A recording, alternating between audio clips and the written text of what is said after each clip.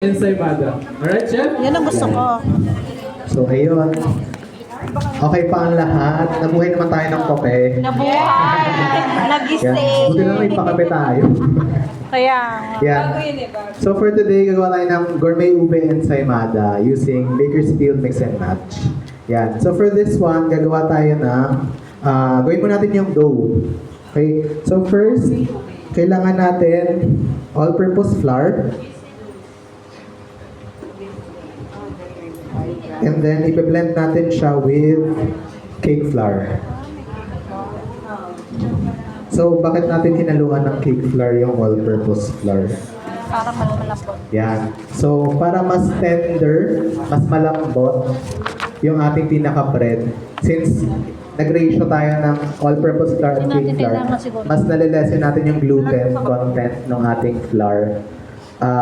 Therefore, mas lumalambot, mas tender, mas madaling kagatin, tsaka mas melts in your mouth. Yan. So, aside from that, mag-a-add naman tayo ng Bakersfield Cremidor sa ating dough. So, may mga gumagamit po dito ng Cremidor. Wala pa. Yan. So, ano pong ginagawa natin with Cremidor? Custard mix. Custard yon. So, ano siya? Instant custard mix. Powder form siya, tapos maglalagay lang kayo ng water para maka-form kayo ng custard. So, wala nang cooking, wala nang luto-luto ng itlog, wala nang hiwa-hiwalay ng puti sa dilaw. Just add water, may custard ka na. Ayos. Yan. Pero minix natin siya for today doon sa ating dough. So, bakit natin siya in-add? Para maka-add ng milkiness in taste. And then, to also add softness dun sa ating tinapay. Ang galing. Chef, yan yung natin, no? Easy Mix. Yes. Easy Mix Cremidor. Cremidor. Yan din yung ginagamit for filling. Yes. Yan, parang ganyan. May ibang recipes ginagamit yung Cremidor. May mix with whipped na. Para mag-add ng dimension. So, kapag nag-add ka ng whip it, tapos mix na custard, so magiging ano siya? Parang yun. Magiging Pambar yan? Ano ba yan? magiging Yema cake? Cremidor tsaka whip it. Yema? Mousse. Mousse. Cream pop? Yema cake? Yema cake. Soda pop? Yun. So you can make diplomat cream. Diplomat cream yung tawag. Diplomat? Pero instant. Yun. Kasi yung diplomat cream, magluluto ka ng custard, mag-mix ka ng whipped cream, kukombine mo sila. So mas heavy siya na whipping cream. Yung iba ginagamit siya as filling. Para mas may body, mas may texture, mas may flavor as compared to whipping cream alone.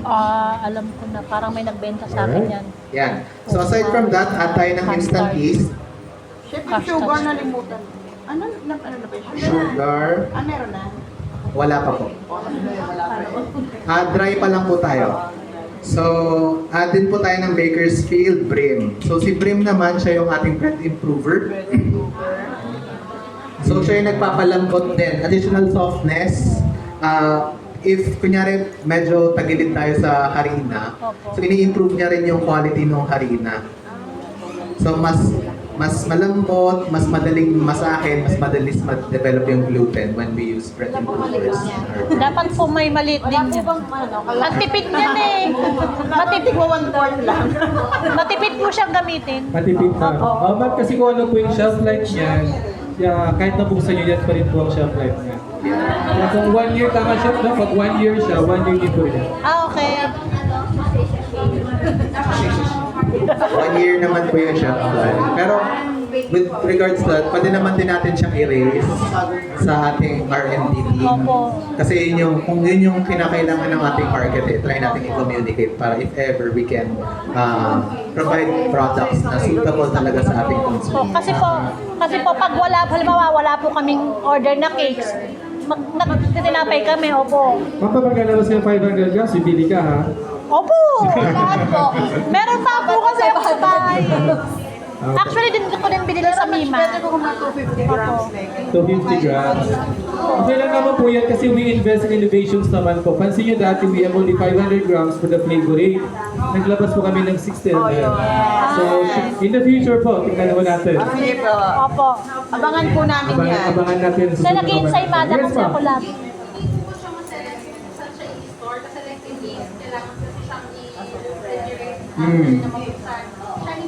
Hindi naman po. Basta away from direct sunlight, tsaka away from moisture. Just seal lang yung container niya. Yan. So for this naman, combine ko lang yung crystals. Tawag ko sa kanila crystals. Salt and sugar na i-dissolve natin with water. Yan. So, dissolve lang natin si salt and sugar in water. And then we'll also add egg. So 75 grams whole egg. Okay pa naman, nakaka-follow pa po? Yes po. Okay. So add tayo ng 75 grams of egg. So in terms of functionality naman sa ating recipes, nag-add tayo ng egg para mas stable yung ating masa. Aside from that, si egg kasi 'di ba may yung dilaw niya, meron tong compound na tawag natin lecithin. So si lecithin kasi para siyang natural emulsifier in breads and pastries. So what it does is it helps combine kunyari yung mga fats natin tsaka sa mga other liquid ingredients. So parang pinagbabati niya yung hindi magkabati. Pinabind niya together, or emulsify niya. Lumalabas yung pagka-dietitian ni Chef. Di ba kasi kung baker ka, maganda yung foundations mo in in food science, di ba? So para ma-understand mo or maka-troubleshoot mo, bakit nangyari ito? Baka kasi ganito. Para mas madali mo ma-pinpoint kung saan ka pwedeng mag-improve in your process. Yan. Sabi ko na nga ba, baking parang science. Opo, yes po.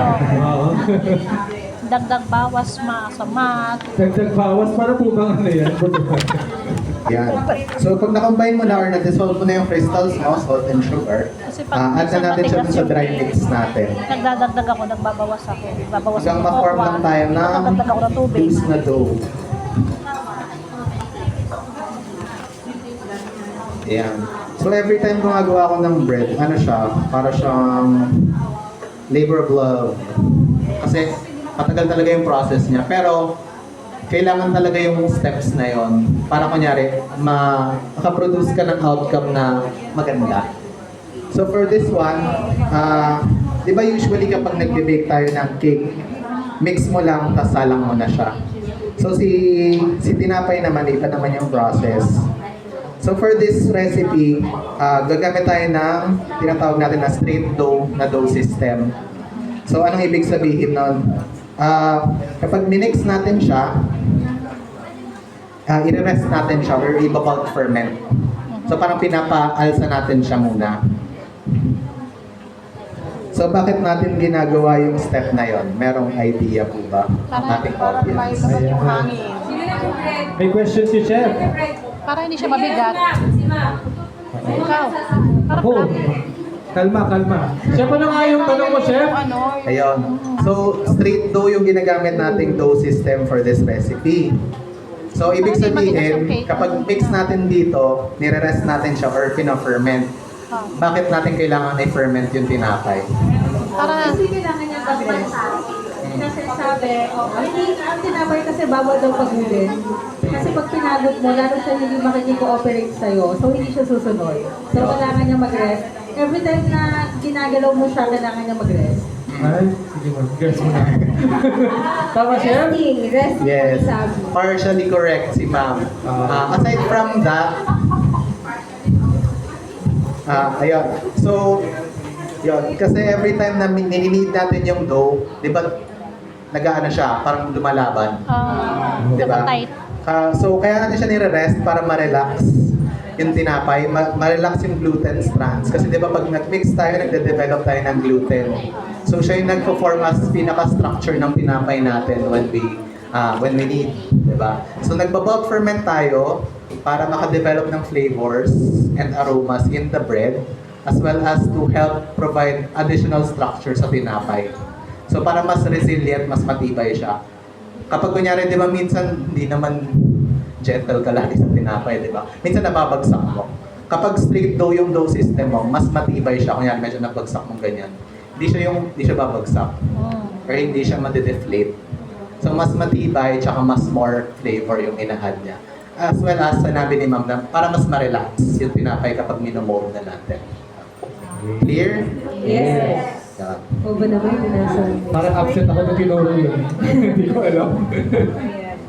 Yeah. Tapos, kapag na-combine na natin yung yung dry and yung wet ingredients natin, saka na natin i-introduce yung ating fat. So for this one, nag-add tayo ng equal parts shortening and Bakersfield cook and bake. Yan, yun yung cook and bake po natin. Chef, ang tanong, bakit half shortening, bakit half cook and bake, bakit hindi buong cook and bake? Ayun. So for this one kasi, kaya nag-50% lang tayo sa recipe. Number one, sa cost. Para, since nagne-negosyo tayo eh. Diba? Para mas more profit for us. As well as, hindi ganun katapang yung pagiging delivery ng ating cook and bake. So for this recipe kasi, tinreat ko siya as butter booster or butter flavor dun sa ating tinapay. So, di ba half and half lang siya ng shortening. Wala tayong in-add na additional butter. Pero ang function kasi ni cook and bake is to add buttery notes para mas ma-butter siya without adding butter. Yun. Yan. So, nag-serve din siya siyempre ng usual function ng fat natin. So, ang ginagawa ng fat? So, tinetenderize niya or pinapalambot niya yung tinapay. Diba? So, shortening din. So, para siya ng function ng shortening. Bakit siya tinawag na shortening? May idea po ba? Oo. Bakit po?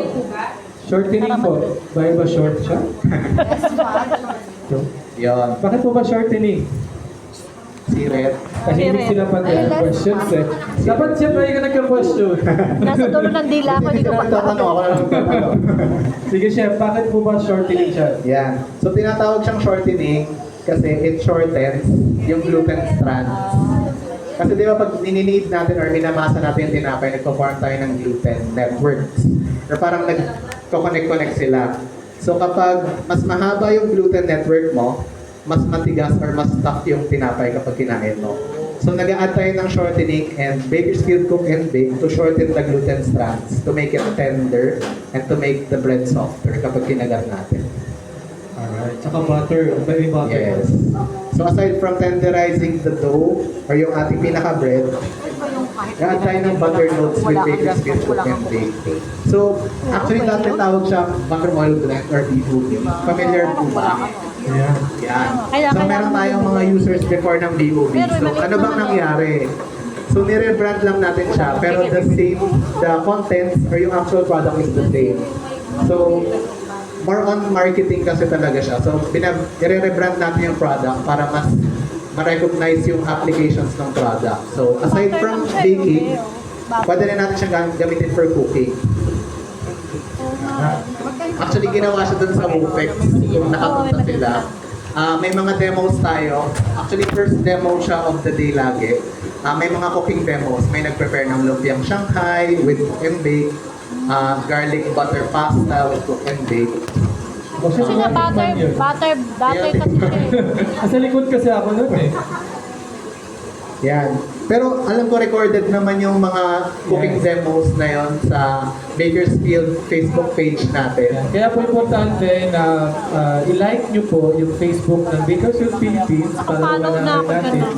kung ano yung mga dinemo ng Wofex at saka yung mga bagong recipes. Kasi yung mga demos natin sa Wofex usually nagde-develop kami for Wofex lang talaga. Hindi siya usual na pinang-demo. So very good experience siya to have access to those recipes if you attend the expos. Ayun. Pero kung hindi naman kayo nakapunta at ngayon nyo lang din nalaman, pwede naman yung i-playback siya dun sa may Facebook page ng Bakersfield. Lagi niyong balikan. Kung pwedeng balikan. Bakit siya ngayon ang nakalagay? Balikan, ugot. Ay, wag na hulog. Ma, bakit tayo niyong balikan? Pwede pa naman. Parang American. Ayan. So, dinevelop lang natin yung dough. So, meron na tayong loose dough, no? So, ideally, kailangan natin siyang ma-window paint test para makita ano na siya, develop. So, kailangan lang natin siyang i-mix further. Pero for the sake of time, assuming na na-develop na natin siya, ilalagay natin siya sa isang bowl, tapos i-rest natin siya or bulk ferment natin. So yun yung discuss natin earlier. And then, meron na akong advance na na-prep. Ayan. Magic. Chef, question. Kasi pag bumili ka ng stand mixer, may tatlong klaseng Apo. ayun, no? So yung whip, Yeah. Meron tayong whisk, whisk attachment. Yung ginagamit yun pang-introduce ng air. Kunyari sa mga berang, sa mga cakes. Meron tayong paddle. So for whip it, di ba ginagamit natin siya pang cream or pang durog ng paste. So usually pang cream ng cookies, pang cream ng Bakersfield Whip It, pwedeng pang mix lang talaga. Kung gusto mo lang mix lang, use paddle. Kung gusto mo yung cutting hook. Eto. Cutting hook ang tawag pa dyan. Hook attachment naman siya. So pang bread naman siya Pang bread. ginagamit usually. Yan. Tandaan niyo po ang pang-breads po yun. Yes, ma'am.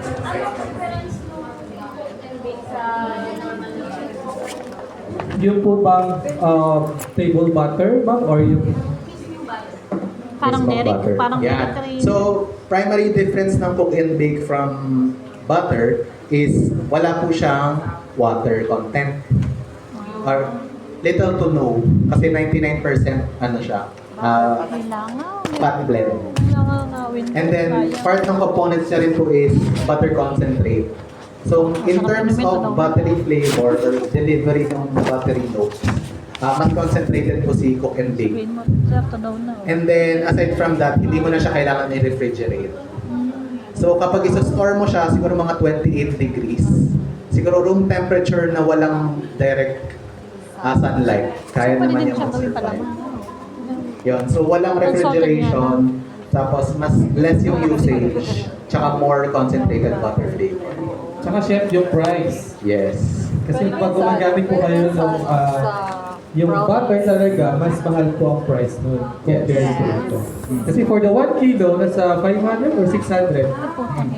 SRP, 600 SRP. Ay, yung small, sir. Yung 250 grams, I think that's 200 something, ma'am. Pizza burger. Something, di ko lang yung something. Pero alam ko 200 plus po yan. Ayan. So, back to our recipe. Ito na yung fast forward natin. So, nirest na natin siya so medyo lumobo. So, ang nangyari dito is yung yeast natin gumawa siya ng parang gumawa siya ng gases. So, carbon dioxide. Yeah, being science na siya. Yan. So, ang ginawa ko sa yeast, parang kinain niya yung starches or yung mga sugars doon sa ating dough. Tapos yun yung, ang byproduct nun, dahil kumain siya ng sugars and carbohydrates, nag-generate siya ng gases. So, aside from that, meron siyang carbon dioxide, meron siyang alcohols. Siya yung nagde-develop ng flavors ng ating tinapay.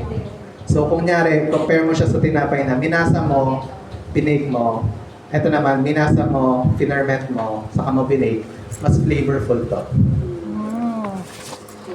Tsaka merong cook and bake yan eh. Actually, yun talaga yung secret. Yan. Yan na. So, meron na tayong dough. Actually, pag nagbe-bread ako, Kinakamay na yan siya. mas comfortable akong nagkakamay. Although ideally, maghugas naman talaga ng kamay. Yun. Para ano pa rin tayo, nagpa-follow pa rin tayo ng food safety standards. Yan, basta hugas ang inyong kamay kasi i-bake pa naman natin to. Pero not all cases Hindi ako nag-need. huwag mo masyadong in-expect. Matik na sa ano ko. Yan. So, ang ginawa ko, dineflate ko lang siya, tapos ikakat na natin Ang siya. hirap kasi Oo, yun nga. So, for this recipe, ang ginagawa ko, grease lang tayo ng mamon molder. Apo. Ang gagawin ko, take ko 40 grams na portions.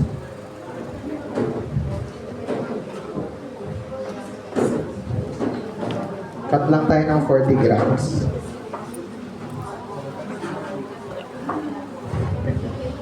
Akala ko. Tapos, Pati yung ah, ube na, hindi pala. ako ginagawa ko, bilog lang natin ng konti.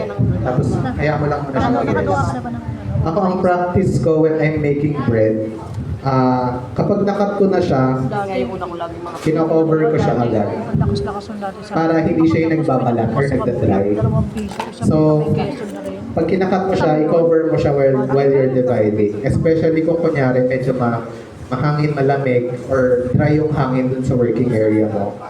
Cover mo siya lagi para madali rin siyang pasunodin kapag minomolde mo na siya. Yan. So, 40 grams lang each. Gawa lang tayo ng 3.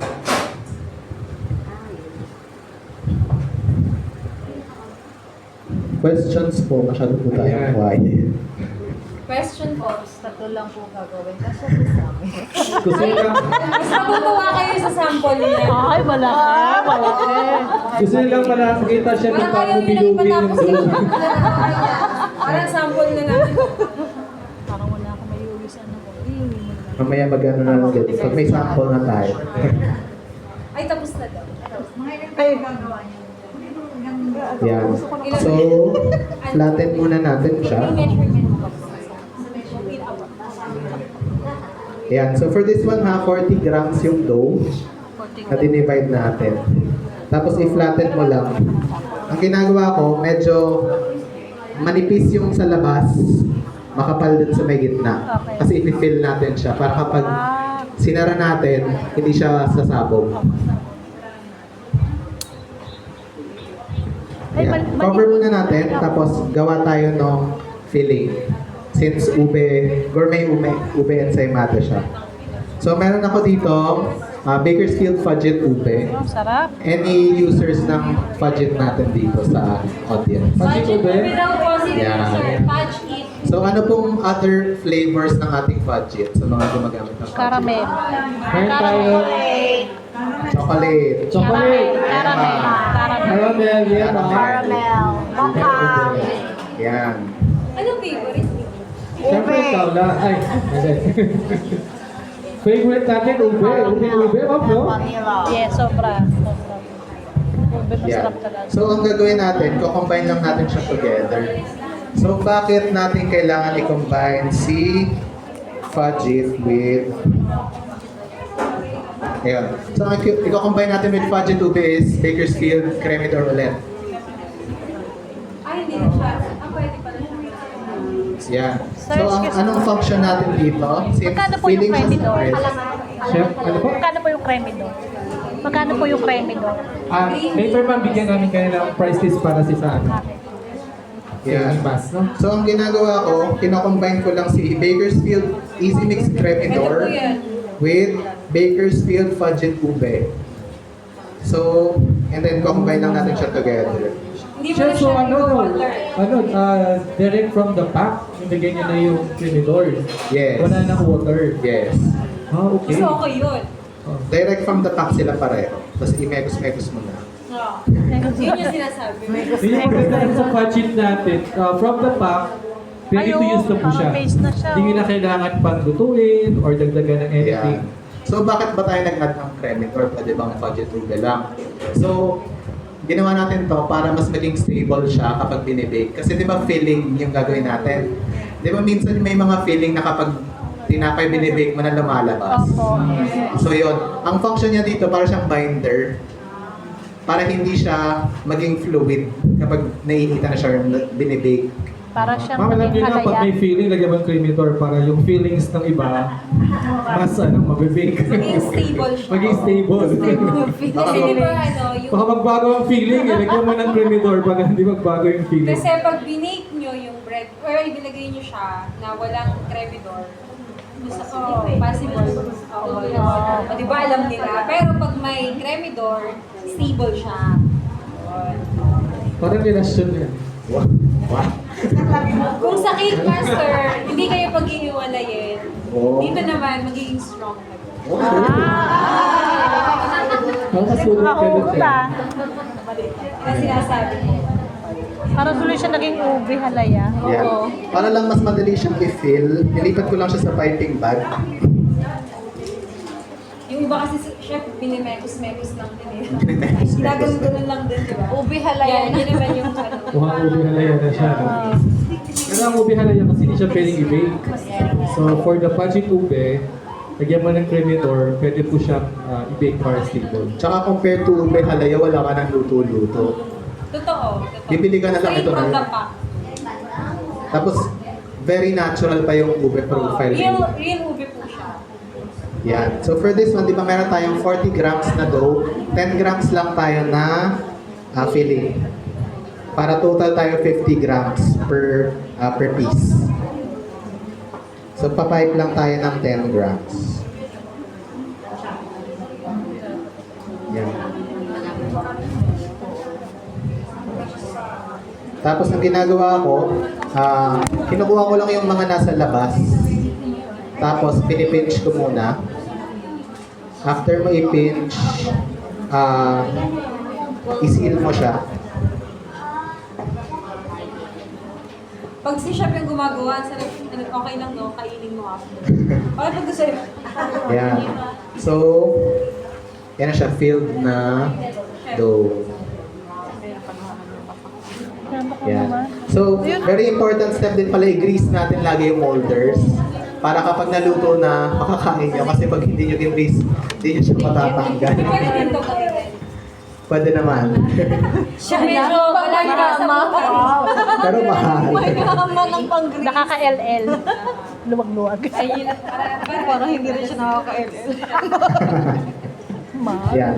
So, again, 40 grams dough, 10 grams filling. Lahat po then- ng measurement nasa recipe. Yes. So, for this parang 12 pieces po yata ang yield. Nasa Yan. demo. Pinch mo lang ulit and then seal. Ay, gusto ko yan. Sa tindahan lang. Nasa demo. Nasa demo pa. Mamaya may recipe na. Yan. So, last one. And then, pinch. Ako lang ang halaga. Feeling. Parang ang konti nagtatinan nyo, yan yung ibibigay sa inyo, ibibake lang. And then seal. Kasha yan. Kailangan mo lang maniwala. Kailangan nyo lang maniwala. Wala lang. Wala lang. Oo. Kapit lang, ma'am. Kailangan ng tiwala lang. So Yan. magmamagic na si chef. Yan. So, from that, imamagic na natin siya. So, yan na siya. Ayun. Diba? Tatlo lang. Ito yung 40 grams na dough, 10 grams na filling. O diba? Galing mag-magic ni Chef. Sabi sa inyo, tiwala lang eh. Cake master, Tinakloban niya. Tinakloban yung tinapay. Crepe door. Nabago na yun sa bread Yan. eh. So for that, ang ginawa ko lang, pinaalsa ko lang yung dough for Ayan, ayan, ayan. 90 minutes, so isang kalahating oras. Hanggang sa kapag pinindot mo yung taas, hindi na siya bumabalik. So ibig sabihin, ready na siya to bake. Yan. So pag na-bake mo, yan na siya, di ba? So, next step is i-decorate na natin siya. Oh, siya hindi pa tapos na nalagyan pa ng decoration. Oo. Para makita mo step by the step. step by step. Tapos sumakses ka. Wala sa exciting part pa ng kayo. Gusto ko na kasi inumin yung caramel. Pag ganyan, magkano chef? Pag design. Wait lang. Mamaya. Tunaw na yung drink. Kaya nga eh, may pa marami. Mami, paparapol namin pa yan. Ayan. So, yan. So, since naluto na yung tinapay natin, mag-gloves na tayo. Alright. Kasi ano na siya eh, wala ka ng kill step for bacteria.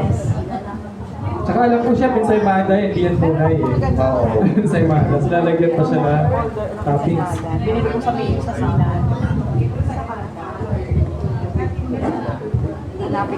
So far, may questions po tayo? Wala na. Wala po? Kaya pa po? Kaya pa po. Hanggang 5 pa po tayo. Okay lang po. Basta Ayan, magkape po ulit tayo. May kape. Magkape po ulit tayo. Kape ulit. Sige. So ilan na tayo po ngayon, ma'am? Ilan na po yung dito ngayon? 45. Ang dami na. Nagkasya tayo, 45. So ito, nag-advance prep lang ako ng Bakersfield Whipped Buttercream. So ang ginawa ko lang dito, for every kilo of buttercream paste, 500 grams cold water. So yung standard natin na pang frost ng cakes, 50% water lang to. Bakersfield Buttercream. So gagamitin natin siya as topping ng ating pinaka-enzyme. Sige, sige. Kasi nagpaparami din ako. Ang daming pinagagamitan ng lipid. Ito ako. Yeah. So yung texture niya, Raisin lang, raisin. light, very light lang siya Yan lang. pero very buttery yung lasa.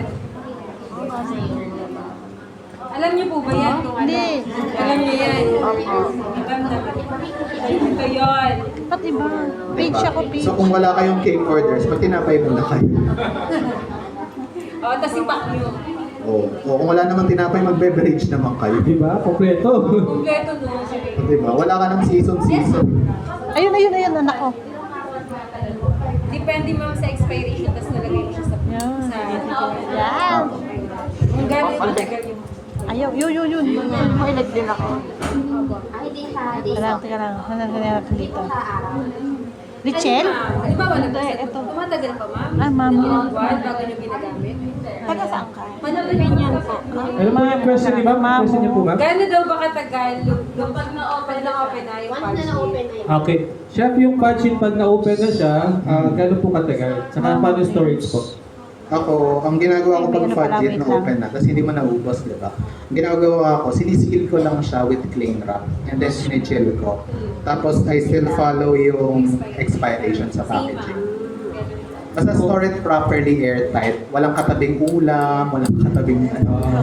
Wala hong bagoong. Pero kung magsaman sa freezer. Ayan, saan ka? So chef, ano siya? Kung 8 months po yung chef life, 8 months din po siya. Yes, same pa rin naman. Basta naka-chill. Ayun, follow. Any more questions po? Ano pangalan mo? Jacob.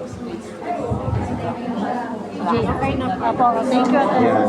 Yan. So- Follow mo din daw siya. Lalagyan na natin siya ng whipped na Bakersfield buttercream. Jacob. Itatap pa natin siya with fudget ube. Sana yung sample Dati. ganyan din kalaki. At kadami. Oo nga, ang sarap. Kadami yung buttercream. Wow, ang sarap. Ito. Bakit hindi kita ano? Ako sa'yo. Thank you. Thank you, Be. Yeah. Ginagawa, Jacob, ano? sinizigzag ko lang. Parang daling gawin mo. Hindi, nakalagay kasi sa akin. Depende na lang sa, Chona. sa aesthetic nyo. Pastry. Pwede nyo rin Kasi iba yung binilak mo. Hindi, Chris obvious. Ross. Jacob's, ano, pastries? Sarap. Ano? Ito. Generous kasi. Pero baka mapunta kami sa tindahan niyo, baka kakunti lang nakalagay. Halaya pa. Dapat budget. Tapos lalagyan pa ng cheese. Para less work din sa kanila. Kasi di ba, aanin mo yung nakatipid ka nga pero pagod ka naman. True. Tsaka iba yung ano, iba yung texture talaga ng Matamad pa naman ako pag maraming proseso. Tsaka konti lang yun eh. Kaya na naman siya. Di ba?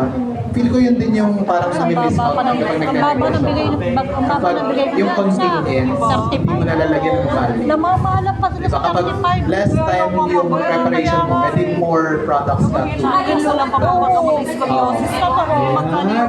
Mukhang more sugar na naman tayo. Yan na. Ayan na. Lagyan na lang natin ang cheese.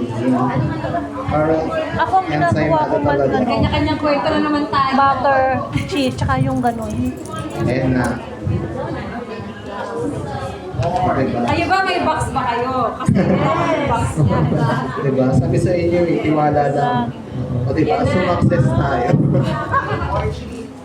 More cheese to, para pag nasa nalo. More cheese. Yan. Yan. So, meron na rin tayo. O diba, may drinks na tayo. Meron na tayong pambara. Dami pong cakes. Nauna. Ako, puro kalokohan naman. Alright, so palapakan natin si Chef Gourmet Open Thank you, Chef. At ang pinakahintay natin will give the samples. Alright? Yes. So, upo lang po tayo.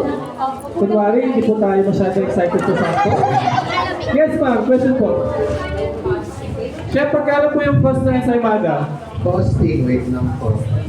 For the cost per piece, ano siya? 14 pesos per piece. 14 pesos po. Yes.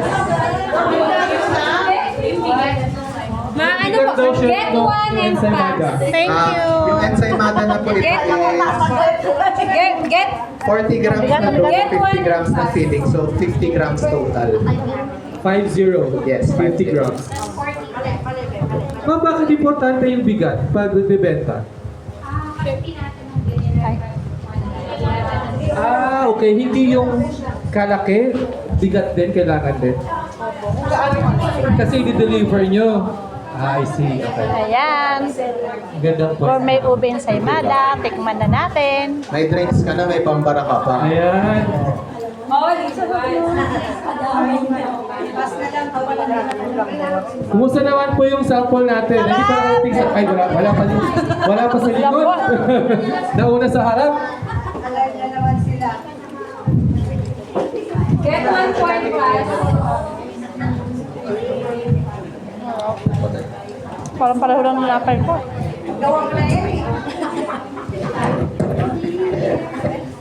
Harap na pa. Hey. Ay, ay.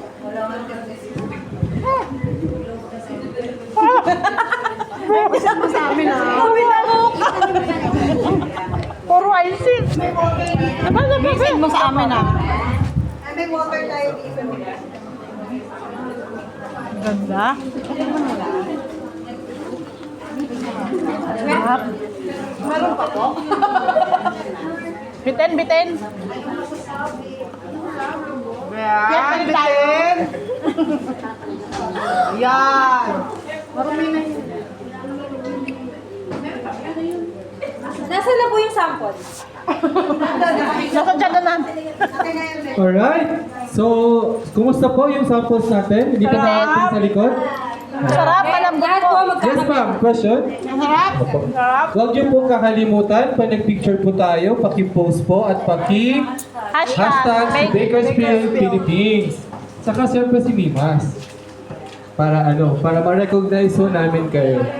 Okay, so far po may question po ba kayo kay Chef Clint bago siya tuluyang lisanin ang table ngayon? Chef, yun lang po yung More. Later po, ma'am. There's more.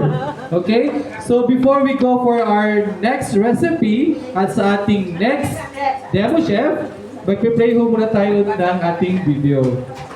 At sana gumanon siya ngayon this time. Sarap po. Kaya-kaya natin. Akala ko nung paghawak ko matigas. So ayaw pa rin yung gumana. Parang ang bigat. Tapos ang kinagat, ang lambot. Angkit natin. Send mo sa amin, mami ah. Oo, kasi send. Ay, sa FG na lang. Doon sa Facebook. Ay, doon sa page ko. Pwede doon. Pwede ba yung mag-send? Oo. Nasa may... Kulang? Lagot. Kulang pa? Lagot. Kulang. Ilan pa po yung kulang? 45. Hoy, nalay ko na. Ang dami, no? 45 agad yung kulang. Ha? Hindi naman ako online. Ilan? Dalawa po kayo? Oo, ano. Dalawa na lang? Sa inyo. Chef, may meron pa, dalawa. Chef, patiin natin to.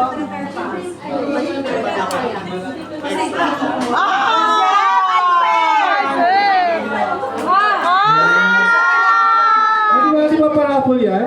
Hoy! Maawa kayo sa dalawa kanina pa hindi sa kakapit yung kanina. Bakit Bakit kulang? Eh, sa 30. May nagdalawa.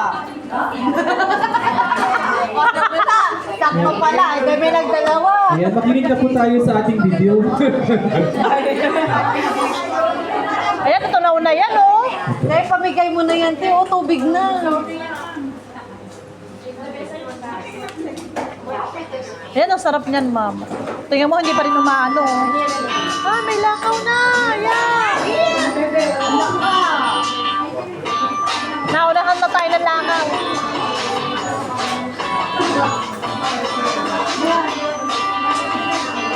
Naunahan na tayo ng langaw. Pero hindi na siya makay sa loob.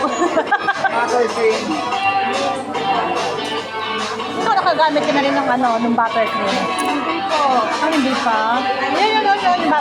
Na-repeat? Ay, yung repeat? Oo, masarap din. Oo. Kaya lang, dilaw na dilaw. Dilaw na dilaw eh. Walang nabinsa ng Manila mo, puro chocolate. Okay din. Chocolate ba sa akin lang kami pagkaitan namin. So yun sa video po, si whipping buttercream. Yan po yung ginamit natin sa ensaymada.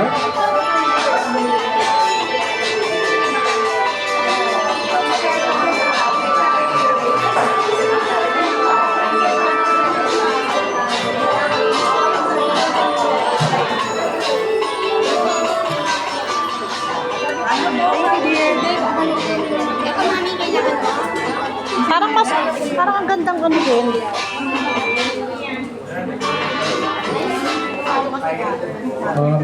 Nagamatay-matay na po.